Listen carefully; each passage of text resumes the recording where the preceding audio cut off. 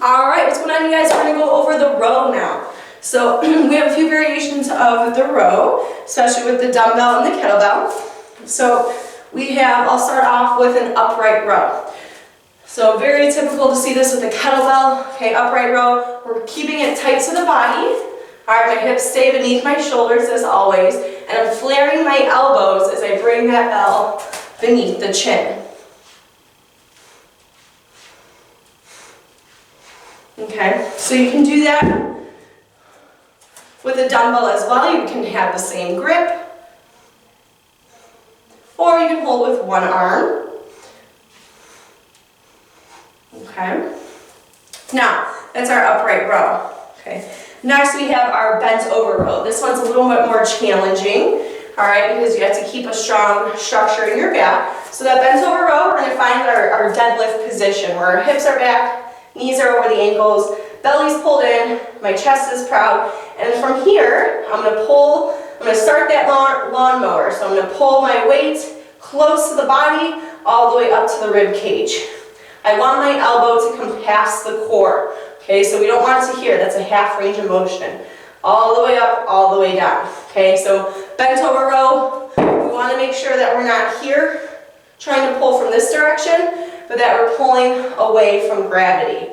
Okay, so the bent over row, there's even more variations of that. You'll see, we'll do gorilla row sometimes, where we'll have maybe two bells, or we're just pulling and bring it right back to that floor. Okay, traditionally done with a kettlebell because there's a little bit more height. All right, and then we also have our renegade row. So renegade row is going to be done from a plank. I would say, in my opinion, it's the most challenging of the rows.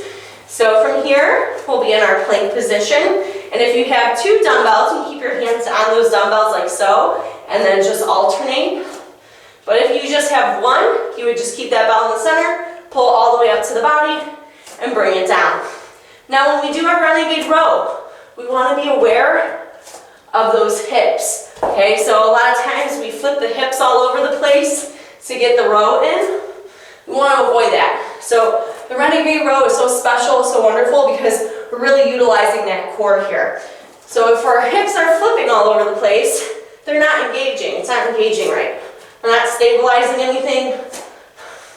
We're not staying strong in the core. But if those hips stay flat and you distribute your weight to the opposite limbs, you'll feel a difference. Okay, so it's a stronger pull as well. You always want to make sure that you can pull that weight all the way to the body. If the weight's too heavy to get all the way to the body, it's too heavy to row with. Okay, so always full range of motion. Always, always, always. All right, you can do that renegade row with your kettlebells as well. They're not as favored with a kettlebell if you only have one, just because there's not as much range of motion, which you can kind of see here, right? I'm already started really loaded. But if I was on two kettlebells, right, I would have all the room, so it wouldn't really matter.